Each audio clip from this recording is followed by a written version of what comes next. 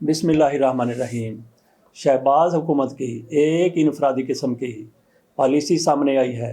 बच्चों के पेट में भूख से चूहे दौड़ रहे हैं। शहबाज शरीफ साहब उनको हाथ में लैपटॉप पकड़ाना चाहते हैं। इनकी तरफ से जैसे ही पाकिस्तान को एक बहुत बड़ा कर्ज़ा मिलता है, 3-4 ममालिक की तरफ से कर्ज़ा मिलता है और इसके साथ साथ IMF की तरफ से भी कर्ज़ा मिलता है। तकरीबन 6 अरब डॉलर का कर्ज़ा मिला। IMF से 3 अरब मिल रहे हैं, सऊदी अरब से 2 अरब, चीन से 2 अरब, मुत्तहिदा अरब अमारात से 1 अरब। तो इस पर शहबाज शरीफ साहब बड़े चहक रहे हैं, बड़ी लुटियाँ डाल रहे हैं, बड़े खुश हो रहे हैं। तो इन्होंने इस मौके पर एक तकरीर भी झाड़ दी कौम से खिताब के नाम पर। उसमें उन्होंने बहुत कुछ कहा, लेकिन अगर नहीं कुछ कहा तो फिर ये नहीं कहा कि इंतखाबात कब होंगे, क्या डेट होगी। उन्होंने कहा कि 14 अगस्त को हमारी मुद्दत मुलाजमत ही है, आइनी मुद्दत क्या है, वो ख़त्म हो जाएगी। इसके साथ उन्होंने ये नहीं कहा कि फिर इंतखाबात कब होंगे। कहा कि इंतखाबात की डेट देना ये इलेक्शन कमीशन की ज़िम्मेदारी है। वो सारे का सारा इलेक्शन कमीशन पर डाल दिया कि इलेक्शन कमीशन डेट देगा। और फिर शहबाज शरीफ की तरफ से कौम से खिताब में जो कुछ कहा गया वो मैं आपके सामने रखता हूँ। वो कहते हैं मकरूज़ ज़िंदगी नामंजूर। कर्ज़ा लेकर कहते हैं मकरूज़ ज़िंदगी नामंजूर। अब तक पाकिस्तान की तारीख़ का सबसे ज़्यादा कर्ज़ा इस 1.5 साल की हुकूमत ने लिया है। इमरान खान की हुकूमत पर इल्ज़ाम लगाया जाता था कि 3.5 साल में उस हुकूमत ने 18,000 अरब रुपया कर्ज़ा ले लिया और शहबाज शरीफ साहब की 1.5 साल हुकूमत ने 15,000 अरब रुपया कर्ज़ा ले लिया। और शहबाज शरीफ साहब ताज़ा कर्ज़ा लेने पर भी कहते हैं मकरूज़ ज़िंदगी नामंजूर। अगस्त में इक़्तिदार निगरान हुकूमत के सपुर्द कर देंगे। मज़ीद उन्होंने कहा कि हमने 15 माह में 4 साल की बर्बादियों का मलबा साफ़ किया। पाकिस्तान के मफादात की राह में बिछाई गई बारूदी सुरंगें साफ़ की, मुईशत समेत दीगर शोबों में लगी आग बुझाई।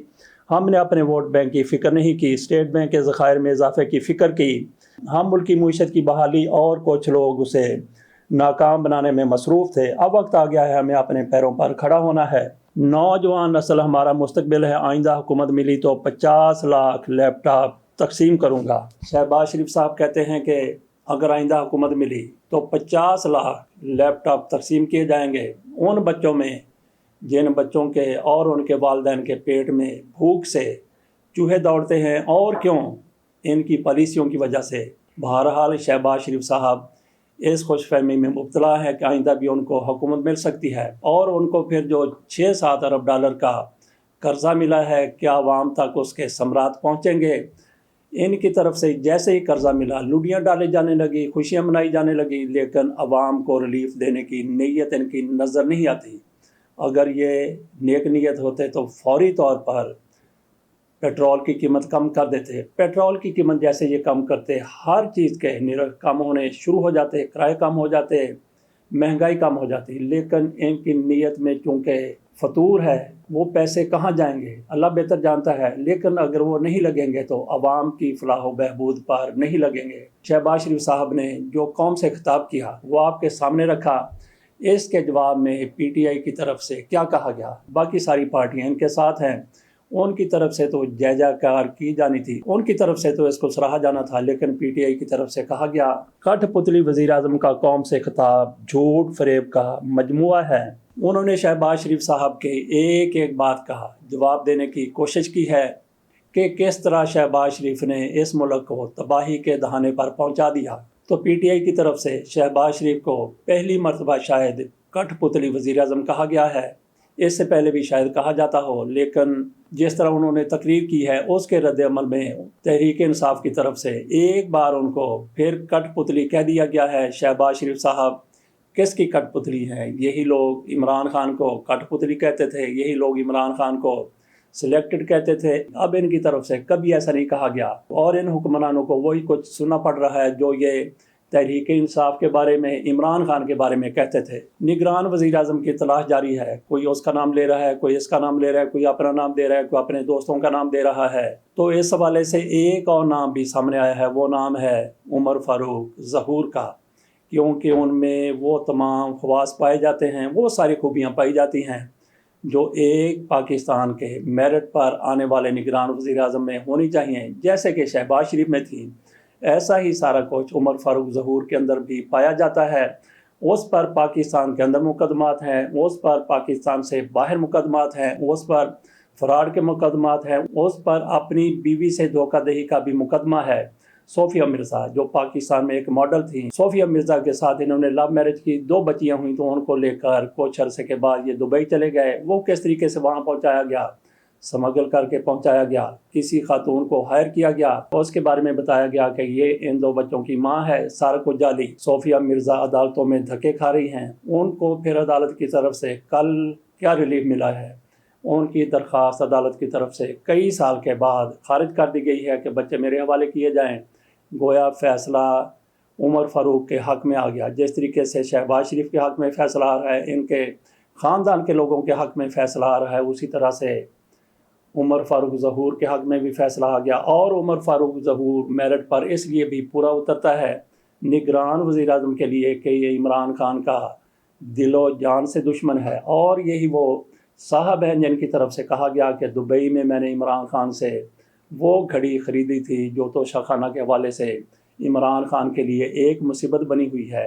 یہ شخص اس گھڑی کی خریداری کا دعویٰ کر رہا ہے، اور اسی کی طرف سے یہ بھی کہا گیا تھا کہ شہزاد اکبر درمیان میں تھا، اسی نے مجھے یہ گھڑی خریدنے پر مائل کیا تھا۔ شہزاد اکبر کی طرف سے اس کی تردید کی گئی ہے۔ جب شہزاد اکبر کی بات کرتے ہیں تو وہ واقعہ بھی سامنے آ جاتا ہے۔ جو شہزاد اکبر کے خلاف ایک تنگ گھیرے کی صورت میں ہمارے کوئی صحافی استعمال کر رہے تھے، وہ لندن میں تھے، وہاں پہ کسی نے ان سے کوئی سوال کیا تو انہوں نے کہا کہ نواز شریف بہت اچھے آدمی ہے۔ اس چیز کو لے کر پاکستان میں یہ بتایا گیا کہ یہ دیکھیں کہ یہ شہزاد اکبر ہے جو کل تک نواز شریف کے خلاف باتیں کرتا تھا، آج وہ کہتا ہے کہ نواز شریف بہت اچھے آدمی ہے۔ شہزاد اکبر سے یہ سارا کچھ پوچھا گیا تو انہوں نے کہا کہ مجھ سے کسی نے سوال کیا تھا، انہی کا صحافی تھا، اس نے پوچھا کہ شہباز شریف اور نواز شریف کا آپ کیسے موازنہ کریں گے؟ تو انہوں نے پھر کہا کہ شہباز شریف تو لیٹ ہی گیا ہے، وہ تو گر ہی گیا ہے، اس کے مقابلے میں نواز شریف بہتر ہے۔ یہ ان کا کہنا تھا، انہوں نے موازنہ کیا تو ہمارے صحافیوں کی طرف سے یہ معاملہ اچھالا گیا کہ شہزاد اکبر کی طرف سے یہ کہا گیا ہے کہ نواز شریف تو بہت اچھے انسان ہیں اور شاید وہ مسلم لیگ نون میں شامل ہونے والے ہیں۔ بات ہم کر رہے تھے عمر فاروق ظہور کی کہ نگران وزیر اعظم کے لیے میرٹ پر اگر کوئی بندہ سب سے زیادہ بہتر ہو سکتا ہے، سب سے زیادہ پورا اتر سکتا ہے تو پھر وہ عمر فاروق ظہور ہے۔ دیکھتے ہیں کہ نگران حکومت بنانے والوں کی اس پر نظر پڑتی ہے۔ سیکریٹری الیکشن کمیشن عمر حمید کو 1 سال کی اس حکومت کی طرف سے ایکسٹینشن دی گئی ہے۔ اس کے بارے میں کچھ لوگ تو کہتے ہیں کہ ان پر نوازش کی گئی ہے، اور کچھ لوگ کہتے ہیں کہ میرٹ پر ایکسٹینشن دی گئی ہے۔ ایکسٹینشن ناظرین کبھی بھی میرٹ پر نہیں ہوتی، کسی نہ کسی وجہ سے ہوتی ہے۔ یا تو آپ سمجھ لیں کہ اس بندے کا متبادل نہیں ہے، ساری کی ساری اس شعبے سے تعلق رکھنے والی مخلوق مر گئی ہے، تو اس وجہ سے اس بندے کو ایکسٹینشن دی جا رہی ہے۔ عمر حمید کو ایکسٹینشن کیوں دی گئی، اس حوالے سے ہم نے الیکشن کمیشن کے سابق سیکرٹری قمر دل شاہ صاحب سے بات کی، جو پنجاب میں نگران وزیر قانون ہیں اور پارلیمانی افیئر کے وزیر ہیں۔ انہوں نے اس حوالے سے کیا کہا، ذرا ملاحظہ کیجیے۔ ایکسٹینشن تو چلتی رہتی تھی، ایکسٹینشن تو ہماری ہوئی ہے، اس میں تو کوئی شک نہیں۔ ہاں بالکل۔ تو ابھی عمر حمید صاحب کی بھی ہوئی ہے۔ ہاں عمر حمید کا بھی اچھا ہے، ویری اپرائٹ بیوروکریٹ ہے، وہ بہت زبردست۔ اچھا، نہیں تو اس سے ان کے جو بعد والے ہیں بندے وہ بالکل ہی نالائق ہیں، جو ان کی جگہ نہیں لے سکتے تھے وہ ہیں ابھی تو بات یہ ہوتی ہے، میرے دوست، بات یہ ہوتی ہے کہ ایک ایسا شخص بھی ہوتا ہے جو پورے پاکستان کے اس بیوروکریسی کے سسٹم کو بھی دیکھتا ہے۔ ہم تو چونکہ آلریڈی میں تو مختلف وزارتوں میں بھی میں رہا ہوں، اس لحاظ سے ہمارا تو تجربہ بھی کچھ تھا، آپ نے بھی ہمارا تجربہ دیکھا۔ اس میں یہ ہوتا ہے کہ ایسا شخص جو تمام بیوروکریسی کے ساتھ ہر معاملے میں دیکھ سکے، چونکہ بیوروکریٹ ہے نا، تو بیوروکریٹ سے بات کر سکتا ہے۔ تو یہ اس لحاظ سے چیف الیکشن کمیشن نے دیکھا، سوچا، سمجھا، تو ٹھیک ہے، پہلے بھی یہ بیوروکریٹ رہے ہیں، بڑی اہم پوسٹوں پر رہے ہیں۔